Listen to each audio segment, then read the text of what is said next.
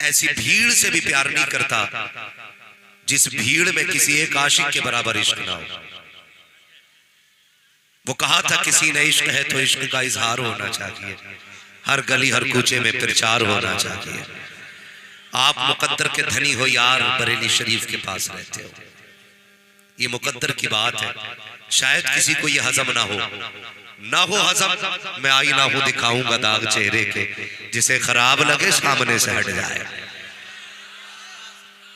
पूछे मोहम्मद अली भाई से, हम लोग हिंदुस्तान के कोने कोने में जाते हैं, लोग बहुत से तो इसीलिए इज्जत देते हैं कि आप बरेली के करीब रहते हो, इसीलिए लोग इज्जत देते हैं कि आप बरेली के करीब रहते हो, इसलिए लोग बार बार देखते हैं कि आप वहीं रहते हैं जहां शहर बरेली है। हमने कहा बताओ यार, बरेली में क्या ऐसा है जिसके लिए बार बार देख रहे हो? सुरमा है? कहा हाँ है तो सुरमा भी, लेकिन सुरमे से सिर्फ आंखें खूबसूरत होती हैं, लेकिन बरेली में एक अहमद रजा है जिससे जातें खूबसूरत हो जाया करती है, जिससे जातें खूबसूरत हो जाया करती है, उस जात को इमाम अहमद रजा कहा जाता है।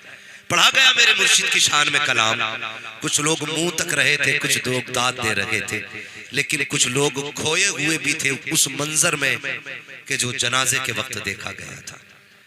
बस मैं इतनी गुजारिश आपसे कहूंगा, कम से कम बरेली के करीब रहने का हक अदा कर लो। बहुत बड़ी चीज नहीं मांगी है मैंने। कहां जा रहे हैं जुनैद भाई? आएंगे ना? अल्लाह आपको सलामत रखे भाई। तो कम से कम बरेली के करीब होने का हक अदा कर दीजिएगा, ताकि दुनिया को पता चले कि अगर बरेली के करीब रहने वाले इतने कट्टर सुन्नी है तो फिर बरेली में रहने वाले कितने कट्टर सुन्नी होंगे। सही है ना? अल्लाह आपको सलामत रखे। और फख्र किया करो यार, ये जो बांट रखा है ना, मेरे पीर ने मना किया कि मेरे पीर ने मना किया, मैं फलां दरगाह को मानता हूँ, मैं फलां दरगाह को मानता हूँ। आला हजरत को हर वो शख्स मानता है जो मदीने वाले मुस्तफ़ा को मानता है, ये फाइनल बात है। हर वो शख्स आला हजरत को मानता है जो मदीने वाले मुस्तफ़ा को मानता है। इसलिए कि आला हजरत को सिर्फ इसलिए नहीं माना जाता कि वो किसी मज़ार के मुजाबिर है, सिर्फ इसलिए नहीं माना जाता कि वो किसी खानका के गद्दी नशीन है। आला हजरत को इसलिए माना जाता है कि उन्होंने पूरी जिंदगी अजमत व नामूस रिसालत पर पहरे दिए, पूरी जिंदगी मुस्तफ़ा की अजमत पर पहरे दिए। और खुदा की कसम इतना डट के पहरा दिया, इतनी डट के पहरा दिया, अब कयामत तक नामूस रिसालत पर अहमद रजा का पहरा रहेगा। हमें फख्र होना चाहिए हम बरेली के पास पैदा हुए। आपका कोई भी पीर है, मुझे इससे मतलब नहीं है, मैं टेंशन नहीं लेता हूं, इसलिए कि जिसको आपने चुना है अपनी मर्जी से चुना होगा। आप भी रोटी खाते हैं, घास तो खाते नहीं है।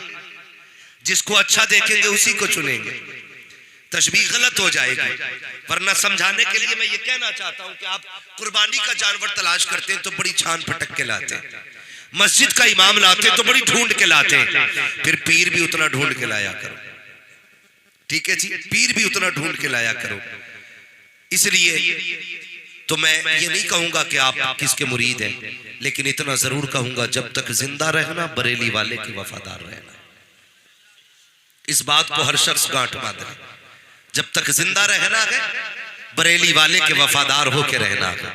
अपनी नस्लों को बता दीजिए, बच्चों को बताइए, बेटे इमाम अहमद रजा ने हमारा ईमान बचाया है। जब अकीदे चुराए जा रहे थे, जब नजरिए बदले जा रहे थे, तब अबू बकर का सिद्दीक अकबर का अकीदा खोल के इमाम अहमद रजा ने पेश किया था। तब इमाम अहमद रजा ने उमर फारूक आजम का नजरिया हमें बताया था, और यही नजरिया था, और कोई गैब क्या तुमसे निहा हो भला, जब ना खुदा की छुपा तुम पे करोड़ों दुरूद। ये और मैं तो फिर ये बात खुल के कहता हूँ फैजी भाई, मैंने बिलग्राम शरीफ में भी अपने आकाओं के सामने कही थी। बिलग्राम शरीफ वो जमीन है जहां एक वक्त में एक मिंबर पे कई कई वलियों के नजारे हो जाया करते हैं। उस जमीन की मैं बात कर रहा हूं, मैंने वहां ये बात कही थी कि अगर कितना भी आप अपने आप को बचा लें कि हम बरेली वाले नहीं हैं, खुदा की कसम जब तक आपका यह अकीदा रहेगा ना कि नबी गैब जानते हैं, उस वक्त तक आप मसलक के आला हज़रत वाले हैं। जब तक आपका ये नजरिया है हुजूर जिसे चाहते हैं अता कर देते हैं, उस वक्त तक आप बरेली वाले हैं। भले नारा लगाए ना लगाए, लेकिन ये नजरिया किसने दिया था कि हुजूर जिसे चाहे बख्शवा सकते हैं, आला हजरत ने तो कहा था, एक मैं क्या मेरे इसिया की हकीकत कितनी, मुझसे 100 लाख को काफी है इशारा तेरा। तो जिसका भी बख्शिश का नजरिया होगा वो बरेली के अहमद रजा के नजरिए पे होगा, और जो उनके नजरिए पे है वही मसला के आला हजरत वाला है। समझ गए इतनी बात? अब इस झगड़े से निकलना है। अब मैं नारा लगाऊं, मुझे लगना चाहिए सारे बरेली वाले बैठे, इश्क मोहब्बत इश्क मोहब्बत। करवट में देखो किसका मुंह फूटा हुआ है, कौन नारा नहीं लगा रहा है, पूछे और फिर उससे वजह भी पूछेंगे क्यों नहीं लगाया। इश्क मोहब्बत इश्क मोहब्बत, माशाअल्लाह। बस यही जज्बा रहना चाहिए, यही जज्बा रहना चाहिए। मसलक और अकीदे में किसी से कोई समझौता नहीं, किसी से कोई समझौता नहीं। हम उससे प्यार करेंगे जो मदीने वाले से प्यार करेगा, करेंगे इंशाअल्लाह। वादा करें सारे इंशाअल्लाह, और जोर से वादा करें इंशाअल्लाह। वहाबियों में दावत खाओगे? क्या करें मौलाना, फूफी लगती है, जाना पड़ता है।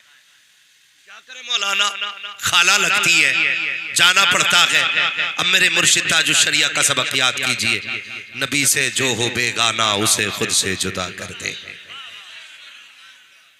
ये मेरे मुर्शिद ताजुश शरिया का सबक है। नबी से जो हो बेगाना उसे दिल से जुदा कर दे, पितर मातर बिरादर मालो जा उन पर फिदा कर दे। क्यों? फिर बरेली से आवाज आती है, जब कब्र में पहुंचो फरिश्ते पूछे माँ कुंता तक़ूलु फी हक़्क़ हाज़ा रजुल, इनके बारे में क्या कहता था, ये जो नूरानी चेहरे वाला है इसके बारे में क्या गुमान था, पगले झांकनी न पड़े, इसके बारे में क्या कहता है, जो ये नूर वाला खड़ा है। उस वक्त कोई ये ना कहे बड़े भाई की तरह थे, गांव के चौधरी की तरह थे, बरेली वाले के अकीदे पे रहना, ताकि फख्र से ये कह सको इनके बारे में पूछते हो। अरे हकीकत ये है, इन्हें जाना इन्हें माना, न रखा गैर से काम, लिल्लाहिल हम्द में दुनिया से मुसलमान है। ये नजरिया अपना बना के रखिए। सबसे पहली बात है अकीदा बचा के रखेंगे इंशाअल्लाह। सारे बोले इंशाअल्लाह। चुपके चुपके मैरिज हॉल में तो नहीं जाना है, बोलो सच्ची बात, नहीं जाएंगे इंशाअल्लाह। अल्लाह आपको सलामत रखे, बचिए। लोग कहते थे नहीं नहीं कोई मसला नहीं था, बस थोड़े से बिजनेस के मामला थे, खाने चला गया था। एक वक्त खा के मोटा नहीं हो सकता, अलबत्ता गद्दारों में नाम आ सकता है। इसलिए इनकी दावतों से बचिए, इनके रिश्तों से बचिए, इनकी कुर्बतों से बचिए, और सिर्फ उससे प्यार कीजिए जो मदीने वाले से प्यार करता है। उससे प्यार कीजिए जो मदीने वाले से प्यार करता है। अल्लाह आपको सलामत रखे, आपकी उम्र में बरकतें करे। हालात बिगड़ते जा रहे हैं, और हमारे कुछ अहबाब ऐसे भी होंगे जो बच्चियों के रिश्ते वहाबियों में कर दिया करते, और ये कहते हैं कि जी लड़का अच्छा था इसलिए लड़की हमने दे दी। खुदारा बेटियों को जहन्नम में न डालिए। ये आपसे कुछ नहीं कह सकती ना, कमजोरी नहीं, इनकी मजबूरी है इनकी। ये अपने बाप को रुसवा करना नहीं चाहती, वरना जबान इनकी ये भी है, ये भी कह सकती मुझे ये निकाह कबूल नहीं, लेकिन बाप की इज्जत की खातिर ये चुप रहा करती है। आप सोच समझ के फैसला कीजिएगा। ये मत देखो पैसे वाला है कि नहीं, ये देखो मदीने वाला है कि नहीं, इसका अकीदा सलामत है कि नहीं। फर्ज कर लीजिए आपने ऐसे बंदे को बेटी दे दी जो 10 लाख रुपए महीना कमाता है, पैसे से उम्र बढ़ सकती है? बोले सारे, पैसे से उम्र बढ़ सकती है? नहीं बढ़ सकती ना। कोई बुढ़ापा रोक सकता है? जवानी बचाई जा सकती है? नहीं। जैसे उम्र ढलेगी वैसे वैसे काम खत्म, ये फाइनल है। आप ऐसे शख्स को दामाद बना लेते हो जो 10 लाख रुपए कमाता है, फिर बता बेटी किधर जानी है? जहन्नम में। इसलिए 10 लाख कमाने वाले को दामाद ना बना, भले रोज मजदूरी करके 4 टुकड़े हलाल के कमा के लाता हो, लेकिन सुबह भी हुजूर पे दुरूद पढ़ता हो, शाम भी हुजूर पे दुरूद पढ़ता हो। ऐसे दामाद का इंतखाब कीजिएगा जो सुबह शाम मुस्तफा पे दुरूद और सलाम पढ़ता हो, जो नबी से प्यार करता हो। मैं जानता हूँ प्यारे, हो सकता कि तेरी बेटी को मुर्ग मुसल्लम न मिल सके, मैं ये भी मानता हूँ शायद ये होटलों में न ले जा सके तेरी बेटी को, मैं ये भी जानता हूँ शायद तेरी बेटी को विदेश न ले जा सके, ये गरीब तेरी बेटी को लंदन और फ्रांस की सैर न करा सके, लेकिन अल्लाह की इज्जत की कसम खा के कहता हूँ अगर अमल अच्छे हैं, अकीदा साथ लेके चला गया तो ये भले ही तेरी बेटी को लंदन न ले जा सका, लेकिन हाथ पकड़ के उसे जन्नत में जरूर ले जा सकता है। इसलिए फैसला कीजिएगा, बेटी भले अमीर दामाद हो ना हो, लेकिन मुस्तफा के इश्क का अमीर होना चाहिए। करेंगे इंशाअल्लाह ये काम, सारे बोले इंशाअल्लाह। कुछ लोग नहीं बोल रहे, लगता है डंडी मार के बैठे। करेंगे ये काम इंशाअल्लाह। और एक बात, मेरी बात सुन लें माँ बाप के हवाले से। सारी बात यही नहीं होती है कि लड़कों पे ही जिम्मेदारी आती है, माँ बाप की भी अपनी जिम्मेदारी है, माँ बाप की भी अपनी जिम्मेदारी है। जब तक बच्चे समझदार ना हो, इन्हें पढ़ाने की जिम्मेदारी आपकी है। जब इनसे तुम 8 साल की उम्र में, 7 साल की उम्र में तंबाकू की पैकिंग कराओगे, बीड़ी की पैकिंग कराओगे, मंशियात की पैकिंग कराओगे, इनकी जवानी का क्या बनेगा? सोचा आपने? नहीं, हमारा बेटा 200 रुपए कमा के लाता है, 200 रुपए के लिए अपने बच्चों की जिंदगी बर्बाद ना करो, मजदूरी कर लो। मारा हवाले कहते हैं आधी रोटी खाएंगे, बच्चों को पढ़ाएंगे। ये पैगाम याद कीजिए, कर मजदूरी, पढ़ा बच्चों को। खुदा की कसम पूरी जिंदगी टूटी जूतियों में काट, कल जब तेरे बेटे की जेब में कलम लगा होगा, दुनिया देख के कहेगी फला का बेटा जा रखा है। खुदा की कसम खा के कहता हूँ, इतना बेटे का कलेजा चौड़ा नहीं होता है जितना बेटे की इज्जत से बाप का कलेजा चौड़ा हो जाया। इसलिए बेटों को पढ़ाइए, बचपन से इनकी कमाई के लालची न बनिए। पेट तो भर ही जाना है, आधी रोटी से भी भरना है, एक रोटी से भी भरना है, मगर बच्चों को पढ़ाना है। सबसे पीछे तालीम में हम लोग हैं। जलसे सबसे ज्यादा हमारी कौम में होते, चंदे सबसे ज्यादा हमारी कौम में होते, सबसे ज्यादा खर्च करने वाले हम लोग हैं, लेकिन तालीम में सबसे पीछे हम लोग। गलत कह रहा हूं? तालीम में सबसे पीछे हम लोग हैं। मुझे बताया जाए होता क्या है? अल्लाह भला करे आप लोगों का मेरी नजरों के सामने मजार भी है। मुझे लगता है शायद ये मजार के हवाले से जलसा सजा होगा। अल्लाह आपको सलामत रखे। हमारी कौम इतनी अंधी हो चुकी है, कई जगह पे उर्स होते, लेकिन वहां पे एक तरफ नचनिया को बैठाया जाता है, एक तरफ बेगैरत को बैठाया जाता है, और चंद मनचले लड़के आगे खड़े होते हैं, 10-10 हजार की गड्डियां यूं लेके उड़ा दिया करते हैं, कहते मौज आ गई, रात भर मस्ती आ गई, इतनी मौज उड़ाई है यार, कसम खुदा की थकन नहीं उतर रही है। मुझे बताओ तो सही, ऐसी कौन सी कौम होगी सबसे जाहिर जिसके जवान हो, सबसे पीछे जिसकी कौम हो, और वो नचनियों पे 10-10 हजार की गड्डियां लुटाए। अगर तुझे पैसा ज्यादा मिला है, उसी पैसे को उठा, गांव के सारे बच्चों का सर्वे कर, देख स्कूल के अंदर टॉप क्लास के नंबर किसके आए हैं, पढ़ने में सबसे अच्छा कौन है। अगर फीस भरने के लिए पैसे नहीं है तो उठा वो पैसे उस गरीब बच्चे की पढ़ाई में लगा दे। अगर तेरे दिए पैसे से वो बच्चा IAS बन गया, IPS बन गया, MBBS बन गया, खुदा की कसम कहता हूँ वो IPS बाद में बनेगा, गुलामे रसूल पहले बनेगा, MBBS बाद में बनेगा, गुलामे मुस्तफा पहले बनेगा। अगर तेरे पैसे से ये डॉक्टर के साथ साथ गुलामे मुस्तफा बन गया तो दवा बाद में देगा, हुजूर पे दुरूद पहले पड़ेगा, गोली बाद में देगा, सलाम पहले पड़ेगा। इसकी दवा में असर हो ना हो, लेकिन इसके दुरूद में अल्लाह शिफा अता फरमा देगा। क्यों नहीं करते ये ऐसा? अगर हम कहें तो मुजरिम मौलवी, कोई फर्क नहीं पड़ता, लेकिन खुदारा अपने गांव को आगे बढ़ाओ, अपने लोगों को आगे बढ़ाओ, अपने बच्चों को आगे बढ़ाओ। कितने ऐसे लोग हैं जिनके पास जहन तो है, काबिलियत तो है, लेकिन पढ़ने के लिए पैसा नहीं है। उनके बाजू बन जाओ, उनकी हिम्मत बन जाओ, खड़े हो जाओ काबिल बच्चों के साथ। फिक्र न कर, कामयाबी की सीढ़ी चढ़ना तेरा काम है, तेरे कदमों में दौलत की पैरी लगा देना ये मेरा काम है। नहीं कर सकते हम ये लोग? बताओ, जो कौम एक जलसे के लिए 17 लाख का चंदा कर सकती है, वो एक बच्चे को पढ़ाने के लिए 50 लाख का चंदा नहीं कर सकती? बोलो, बताया जाए मुझे। हम कर सकते हैं लेकिन सोच नहीं हमारी। अल्लाह आपको सलामत रखे। आपने बता दिया उर्स पे भी मुस्तफा की बातें की जाएगी, नचनिया नहीं बुलाई जाएगी। कहता मौज आनी चाहिए ऐसी बुलाना। वो बुढ़ा जिसे इशा में मस्जिद का रास्ता दिखाई नहीं देता, वो भी कुर्सी से उठ उठ के कहता वाह वाह। ये डर नहीं लग रहा झटके में सांस भी रुक सकती है। काम में आ चुके हो चच्चा, मगर उछल उछल जा रहा है।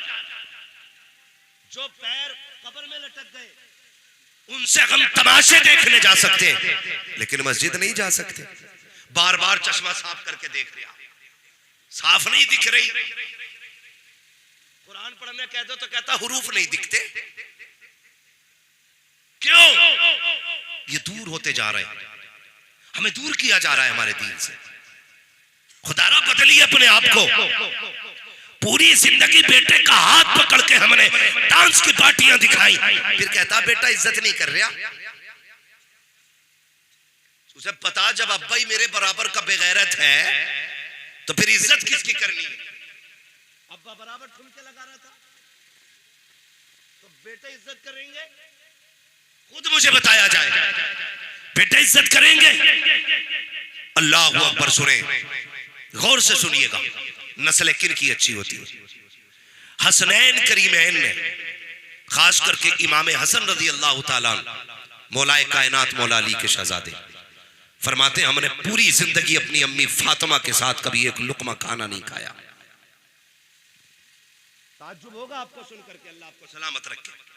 सुने नस्ल कैसे अच्छी होती है कि हमने कभी अपनी माँ के साथ एक प्लेट में खाना नहीं खाया। हुजूर क्यों? फरमाते सिर्फ इस ख्याल से कहीं ऐसा ना हो जिस लुकमे पे, जिस दाने पे मेरी माँ की नजर हो, कहीं अनजाने में वो लुकमा मेरे मुंह में ना चला जाए। इतना माँ का एहतराम करते थे। फिर नस्लें कैसी पैदा हुई, उनकी नस्ल में रब ने कैसे कैसे शहजादे पैदा किए। देखे तो सही, आप अच्छे होंगे तो औलाद अच्छी होगी, आप दुरुस्त होंगे तो औलाद दुरुस्त होगी। अगर आप गाने सुनेंगे तो बेटा डांस देखेगा, आप डांस देखोगे तो लड़का जाएगा मुजरे देखने के लिए। खुद क्यों नहीं समझते इस चीज को? बदलिए अपने आप को। खुद भी कुरान पढ़ा कीजिए, बच्चों को भी कुरान पढ़ाया कीजिए।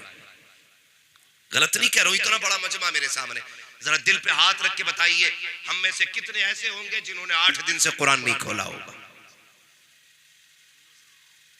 और कितने ऐसे होंगे जिन्होंने महीनों से कुरान नहीं खोला होगा, कितने ऐसे होंगे जिन्होंने साल भर से कुरान नहीं खोला होगा। हम में ऐसे भी होंगे जिन्होंने जिंदगी में कभी कुरान नहीं खोला होगा। यह है हमारी कड़वी सच्चाई। ये कमेटी वाले इतने मेहनत क्यों करते? क्या जरूरत थी इतना बड़े पंडाल सजाने की? सिर्फ यही वजह थी ना कि हमारे कौम के लोगों तक सच्ची बातें पहुंच जाए। जो हम मदरसे नहीं जा सकते वो यहां बैठ के सुन लें। हम में से कितने ऐसे हैं जो कुरान नहीं पढ़ सकते? गलत नहीं कह रहा हूं, जाओ अपने घरों को जाके चेक करो। जब तुम्हारे घर के अंदर सूरज सुबह को निकलता है, बीवी 8 बजे उठ के फ्रिज पे भी कपड़ा मारती है, वॉशिंग मशीन पे भी कपड़ा मारती है, अलमारियां भी झाड़ी जाती है। अगर झाड़ने का नंबर नहीं आता तो कुरान की सफाई का नंबर नहीं आता। गलत कह रहा हूं मैं? मुझे बताया जाए एक घर के अंदर 8 मर्द है तो 9 मोबाइल तो होंगे, 7 नहीं होंगे। है कि नहीं ऐसा? अगर घर के अंदर 8 मर्द हैं तो 9 मोबाइल होंगे, 7 नहीं होंगे। सबके अपने अपने मोबाइल हैं, लेकिन जाओ घरों में जाके चेक करो। एक घर के अंदर 11 अफराद हैं लेकिन कुरान एक है, 13 अफराद हैं कुरान एक है। जिस तरह तुम्हें मोबाइल का शौक है, कुरान का शौक क्यों नहीं है? अगर 8 बंदों के लिए 11 मोबाइल हो सकते हैं, 8 बंदों के अलग अलग 8 कुरान क्यों नहीं है? इसलिए कि सबको पढ़ना नहीं आता है। अगर आता भी है तो वक्त नहीं है। खुदा की कसम खा के कहता हूं लोगों, और कुरान पढ़ने के आदी बन जाओ, आदत बना लो कुरान की। जब कयामत का दिन होगा ये कुरान हाथ पकड़ेगा, कहेगा मालिक इसे बख्श दे, ये दुनिया में मुझे सीने से लगाता था, आज मैं इसे हाथ पकड़ के जन्नत में पहुंचाने के लिए आ गया। जाओ अपनी बीवियों से पूछो क्यों नहीं झाड़ा इन्होंने कुरान को। अभी मेला लग जाए, बिसाती की दुकान पे नंबर नहीं आता, नंबर नहीं आता, लंबी भीड़ लग जाती है। ताज्जुब की बात यह है, वही लोग कहते हैं औरतें गलत आती है मेले में जिनकी अपनी बेटियां मेले में खड़ी होती हैं। कौन संभालेगा हमें? अगर मेरी बीवी गलत है तो मेरी जिम्मेदारी है, मैं संभालूं। बीवी मेरी हो, मैं इनसे कहूं मेरी बीवी को सुधार दो, तो मुझसे बड़ा नामर्द कौन है? आपकी जिम्मेदारी है अपने घर को संभालना, आपकी जिम्मेदारी है अपनी बेटी को शरीयत सिखाना, आपकी जिम्मेदारी है बेटी को तमीज देना। मुझे बताइए, अगर इस्लाम बेटी को नमाज के लिए मस्जिद में नहीं जाने देता तो सामान खरीदने के लिए बाजार में जाने की इजाजत कैसे दे सकता है? खुद बताओ मुझे। दिल के फपोले जल उठे सीने के दाग से, इस घर को आग लग गई घर के चराग से। हमने खुद अपनी इज्जत का जनाजा निकाला है, खुद अपनी इज्जत का जनाजा निकाला। खुदारा अपनी बेटियों को समझाइए, अपनी बहनों को दीन सिखाइए। बताइए, ये बाजार तुम्हारे लिए नहीं। कितनी इज्जत इस्लाम ने दी, खुदा की कसम सोच नहीं सकते। जिस औरत को पैर की जूती समझा जाता था, फिर महबूब ने कितनी इज्जत बख्शी। फरमाया, ये मां बनेगी तो औलाद के लिए जन्नत है, ये बेटी बनेगी तो माँ बाप के लिए जन्नत है, बीवी बनेगी तो शोहर के लिए राहत है। खुदा की कसम, जितने रिश्ते बनाए महबूब ने सब में इज्जतें बख्शी है, सब में इज्जतें बख्शी है। और सोचो तो सही, बेटे को सिर्फ बाप के घर जागीर मिलती है, औरत को दोनों जगह मिला है। शोहर के यहां भी उसका हक है और बाप के यहां भी उसका हक है। ये कमाल की बात है कि खा जाते हैं बेटी के हक और फिर कहते हैं मैंने 9 उम्रें करें। ये तेरे 9 उम्रों से पहले ये देखा जाएगा बेटी का हक दिया था कि नहीं। जहेज के लिए दुनिया लड़ रही है, इतनी लंबी लंबी लिस्ट है। अब तो हद हो गई बेगैरती की, कहते हैं कमरा नाप लेना। पहले बर्तन प्लेटों पे बीतती थी, अब तो इतने ओछे नंगे हो गए कमरा नाप लेना का, क्योंकि उसमें अलमारी आपको बनवानी है, फर्नीचर भी आपका होगा। जब औकात नहीं थी बीवी लाने की तो तुझे मशवरा किसने दिया निकाह करने का? पूरी कौम जूझ रही है इस चीज को लेकर के, लेकिन फर्क नहीं पड़ रहा है हम पे। कहते कमरा नाप लेना का, क्यों कि 13 फीट चौड़ाई है, 17 फीट लंबाई है का, क्योंकि पूरे में फर्नीचर बनना है। तो बेगैरत अपने घर में रही गलत रहा है, सास ससुर के गोली मार वहीं पे कब्जा करके बैठ जा। ये चोरी नहीं है, ये डकैती नहीं है, मुझे बताओ। लेकिन नीयतें खराब होती जा रही है। बदलिए अपने आप को, और इसलिए निकाह मत कीजिए कि हमारे घर में दौलत आएगी, इसलिए निकाह कीजिए कि मेरे घर में रब की रहमत आ जाएगी। जिन्होंने दौलत के लिए निकाह किए, कहांगे हमारे भाई? अल्लाह सलामत रखे। बिल्ला लगाना भी आपका, हाँ सलामत रखे अल्लाह आपको। बस सुने मेरी बात, जिन लोगों ने इसलिए निकाह किए दौलत आएगी, तो उनकी औरत ने सारी दौलत में आग लगवा दी। कभी कुहाड़ा पीर, कभी अजमेर शरीफ, कभी बगदाद शरीफ, कभी किसी बाजार पे, कभी किसी बाजार पे जा रही है, भूत ही नहीं उतर रहे। उतरेंगे कहां से? चढ़े हो तो उतरे, जब खुद ही भूत नहीं हो तो कुछ होने वाला है नहीं ना। तो खुदारा दीन वाली लड़कियां तलाश करें, रिश्ते के लिए दीन वाली लड़कियां तलाश करें। इसलिए कि जमीन अच्छी होती है तो फसल अच्छी होती है, माँ अच्छी होती है तो नस्ल अच्छी होती है। हाँ, माँ अच्छी होती है तो नस्ल अच्छी होती है। लेकिन गैरत खा गई हमारी कौम को। जितनी नंगी टहलने वाली लड़कियां हैं, हम उतने ही लाइक करते हैं। अंधे ही हो गए। अगर पसंद करना है, पर्दे वाली लड़कियों को अपने घर की दुल्हन बनाओ, ताकि नस्ल भी हया वाली पैदा हो, दीन वाली औलाद हो। ये जितने डांस करते मिले ना डीजे पे, पूछने की जरूरत नहीं है, समझ जाना अल्लाह ही मालिक है। समझ गए मेरी बात? गौर करो मेरी बातों में जो मैं कहना चाह रहा हूं। मैं जन्नत बांटने नहीं आया, अल्लाह चाहेगा तो बैठे बैठे जन्नत अता कर देगा, वो उसके कर्म के फैसले हैं। माँ अच्छी होती है तो नस्ल अच्छी होती है, माएँ कैसी अच्छी होती हैं, पढ़ें आप तारीख। खुदा की कसम अगर माओं का तस्करा किया जाए, लफ्ज माँ इतना मीठा लफ्ज है, अगर जबान पे आ जाए तो दुख मिट जाया करते, लेकिन तकलीफ होती है। हमारा नौजवान माँ को माई नहीं कहता, माँ को माई नहीं कहता, हज्जन कह रहे आप। बेटा अपनी माँ को कह रहा हज्जन कहां गई, ससुराल जा रहा तो सास को कह रहा अस्सलाम वालेकुम अम्मी, माँ को कह रहा हज्जन। बात सुनो मेरी गौर से, बात हंसने की नहीं है, अंदाज़े बयां मेरा बहुत शौक रकीक है, शायद के उतर जाए तेरे दिल में मेरी बात। माँ को कह रहा हज्जन, सास को कह रहा अम्मी, अब्बा को कह रहा प्रधान, ससुर को कह रहा अब्बू। नाइंसाफी नहीं है ये? हम ये नहीं कहते सास को अम्मी मत कह, ससुर को अब्बू मत कह, लेकिन कम से कम माँ बाप को तो अम्मा अब्बा कह। ये तुझे उस दिन एहसास होगा कि माँ के कान माँ कहने के लिए कितने बेकरार रहते हैं। बाप कितना बेताब होता है कोई उसे अब्बा कह के पुकारे। जिस दिन तू शादी करेगा और कोई औलाद नहीं होगी, फिर देखना तो किस किस चौखट पे जाएगा भीख मांगने के लिए।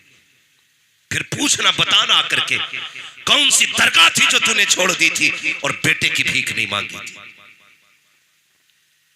कोई कहेगा 100 किलोमीटर जाना है, वहां जाओ तो औलाद मिल जाती है, तू वहां भी जाएगा। कोई कहेगा 50 किलोमीटर जाओ, तू वहां भी जाएगा। कोई बारिश में बताएगा फला दरगाह पे जाओ, तू भीगता हुआ जाएगा। कोई सर्दी में कहेगा फला बाजार पे जाओ, बगल में हाथ दे के टिटरता हुआ जाएगा, ताकि तुझे एक ऐसा लहजा मिल जाए जो तुझे बाप कह के आवाज दिया करे, जो तुझे अब्बा कह के आवाज दिया करे। खुदा की कसम, जब बरसों के बाद ये ऐसी आवाज कान में आती है, कोई बाप कह के आवाज देता है, खुदा की कसम उस दिन इतनी खुशी बाप को होती है कि अपनी पैदाइश की खुशी भी उसने इतनी खुशी से नहीं मनाई होगी जितने तेरे लहजे की खुशी मनाता है। तुम जानते हो, जब बाप तुम्हें देखता है, तुमसे बार बार बेटा कह के आवाज देता है और तुम्हारी जबान गूंगी होती है, बाप इंतजार करता है वो कौन सा दिन आएगा जब ये मुझे बाप कह के पुकारेगा।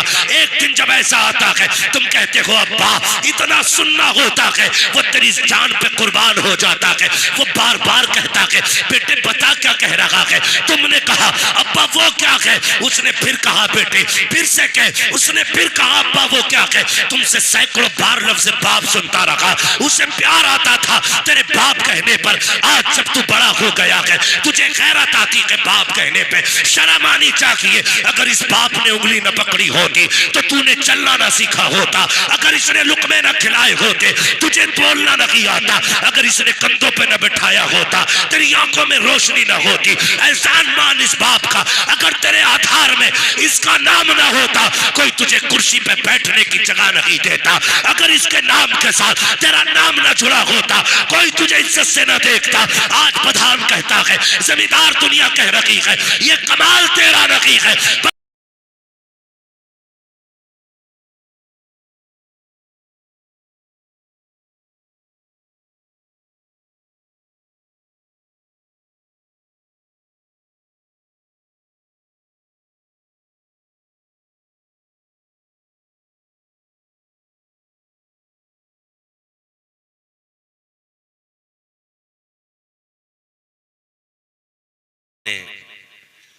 प्यार से उसकी तरफ देखा।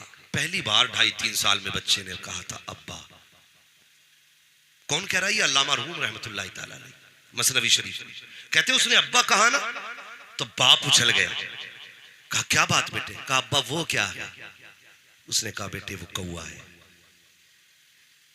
फिर उसने कहा अब्बा वो क्या है? वो मचलता रहा। बेटे वो कौआ है। अल्लामा मरहूम लिखते हैं कि बाप ने 40 मरतबा बताया था बेटे वो कौआ है। उसे इसी बात की खुशी थी कि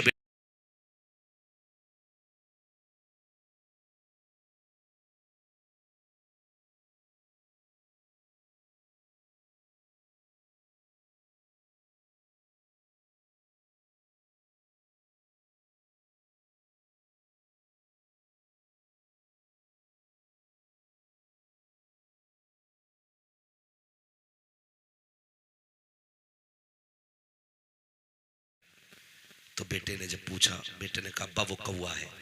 बाप ने कहा बेटे बुढ़ापा आ गया है, जरा जोर से बोल, मैं सुन नहीं पा रहा हूं। उसने गुस्से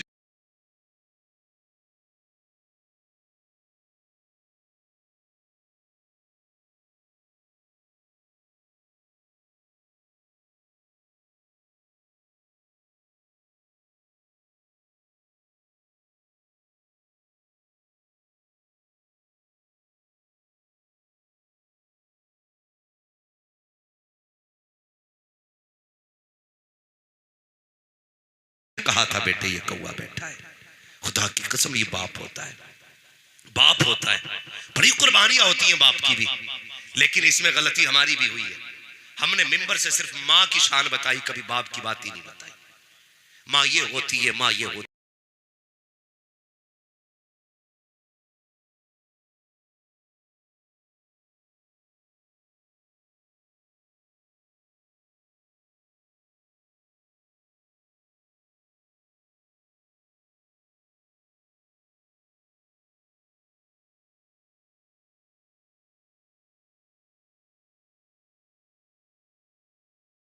से साइकिल खरीद के लाएगा और उसके पीछे लिखेगा ये मेरी माँ की दुआ है, तब तुम्हें लगेगा कि बाप को कितनी तकलीफ होती है। तब तुम्हें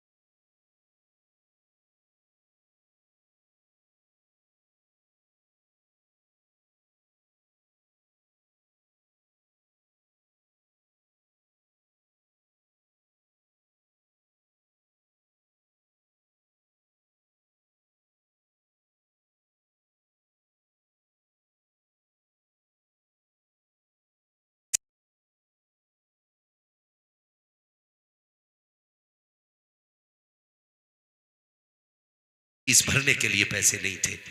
इसी बाप ने मई जून की गर्मी में कमर पे ईंटें रख करके ना ओवर टाइम ड्यूटी करके तेरी फीस भरी थी।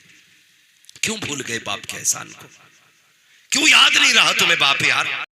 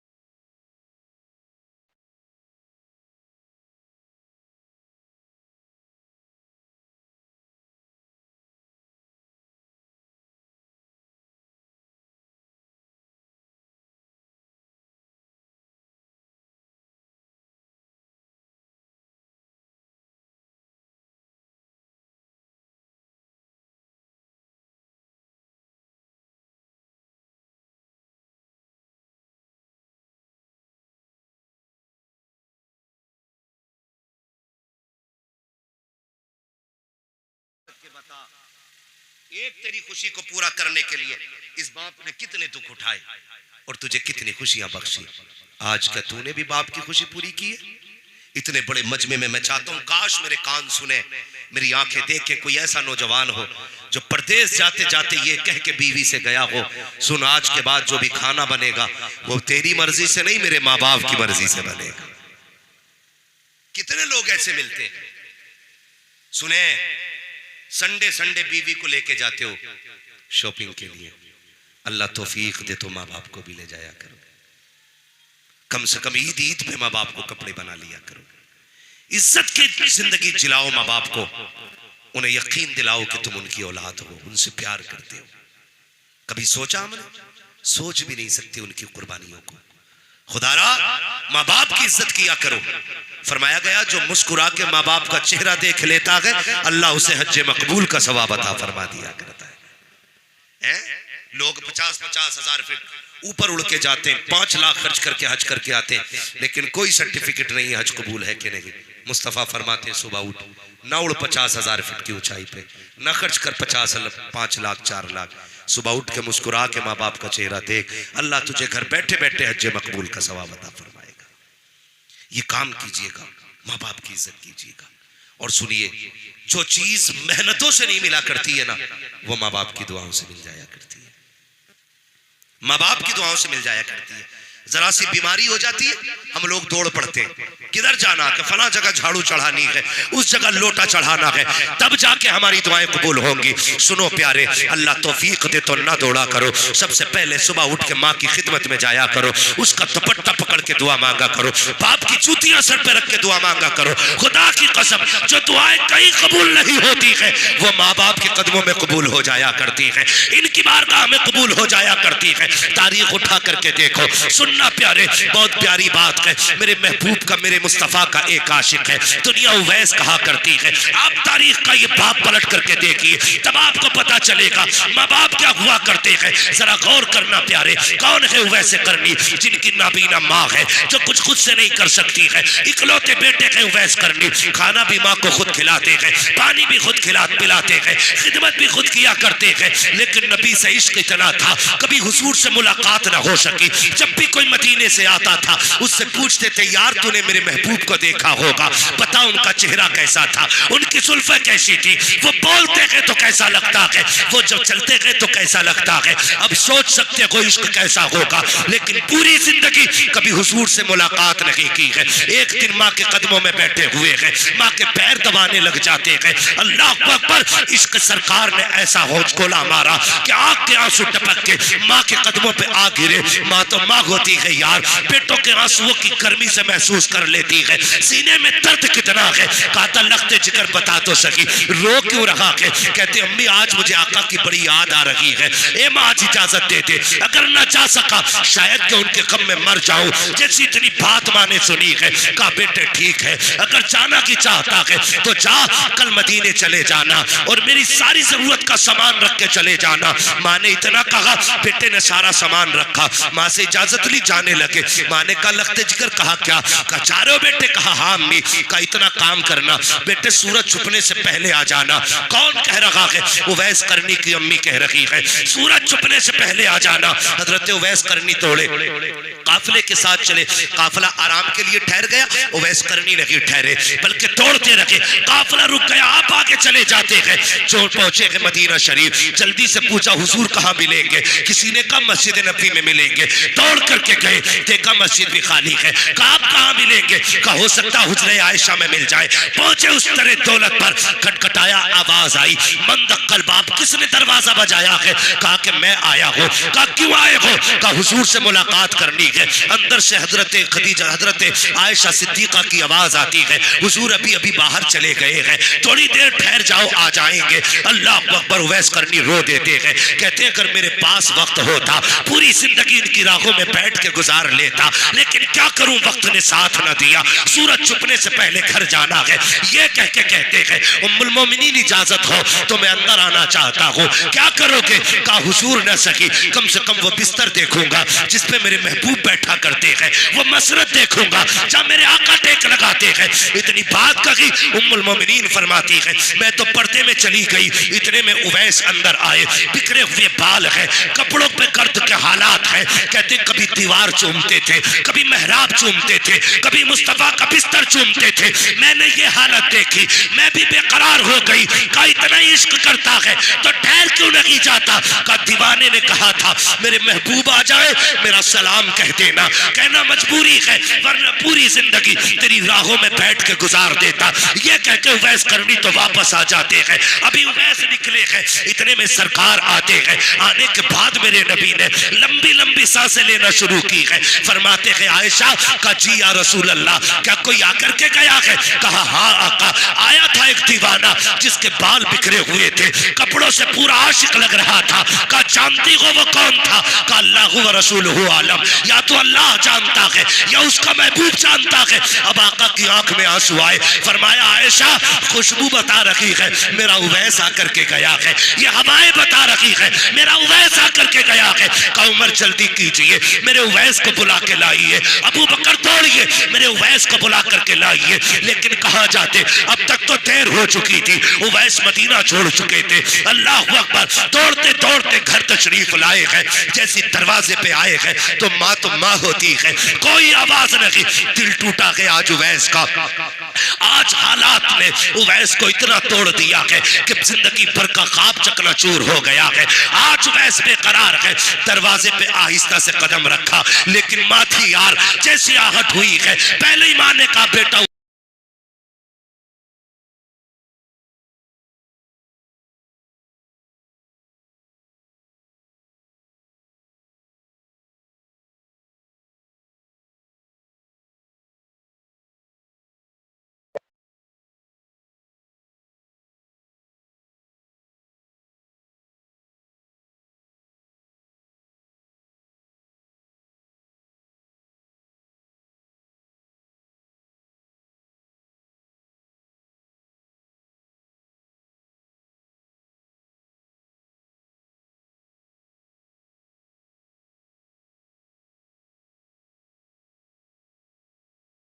सुबह को मुसल्ले पे आती है, हाथ उठा के पहले तेरे लिए दुआ करती है, उसके बाद शोहर से कहती है चलो जी फोन तो लगाओ, मेरे बेटे की खैरियत मालूम करनी है। कहा हुआ क्या है? कहा रात से मुझे नींद नहीं आ रही है, कहीं मेरा बेटा बीमार तो नहीं है। तो शोहर ने ये कह दिया, हो सकता है तेरा वहम हो, जहन का ये गुमान हो तेरे, मेरी बीवी वो खैरियत से होगा, बीमार होता तो खबर करता। ये कह के बाप ने टाला, लेकिन माँ ने कहा जरा फोन तो लगाओ। नसीब वाले को यार जिनकी माए है, जब फोन की घंटी बजती है बेटे की आहिस्ता आवाज निकल जाती है, माँ का कलेजा बाहर आता है। माँ कहती बता मेरे लाल, इतना आहिस्ता कभी नहीं बोला, आज क्या हो गया है? बेटा कहता माँ 3 बजे से बुखार में हो। ओ यार जैसी इतना कहते हो। माँ तड़प जाती है, कहती हाँ बेटे मुझे 3 बजे से बेकरारी थी, मुझे बता तो सही ये कौन सी ताकत है, ये कौन सा तार था, बिना फोन के माँ को पता चल गया बेटा बीमार है, बिना खबर के माँ को पता चल गया। सुनिए, सबसे राब्ता करने के लिए फोन की जरूरत होती है, माँ से राब्ता करने के लिए दिल की धड़कनों की जरूरत होती है।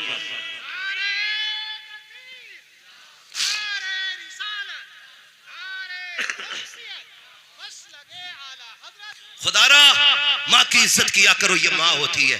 परदेश जाते हो ना, परदेश जाते हो, तुम चाहे 10 लाख महीने के कमाते हो, 2 लाख कमाते हो, लेकिन माँ का जब भी फोन आता है पहली आवाज ये होती है मेरे लाल रोटी खा ली, खाना खा लिया। खुदा की कसम ये जात है जो तेरे एक एक लुकमे की फिक्र करती है। और ये आज बता जाऊं, मेरी माँ बहनें बैठी हैं, माँ कभी भी बहू से नहीं लड़ती है। माँ कभी भी बहू से नहीं लड़ती है। मां सिर्फ इसलिए लड़ती है बेटे की बीवी से, वो अपने घर की बहू में अपने जैसी एक औरत देखना चाहती है। वो ये चाहती है ये मेरे बेटे की वैसे कदर करे जैसे मैंने की थी। मां कब लड़ती है बहू से? जब देखती है बेटा सुबह लड़के फाके से चला गया, फिर मां बेकरार होती है। जब देखती है बेटा शाम को थक के आया, बहू ने अपनी इतनी बातें सुना दी, वो बिना खाए सो गया, फिर मां लड़ेगी। मां बहू से नहीं, मां एक मां से लड़ती।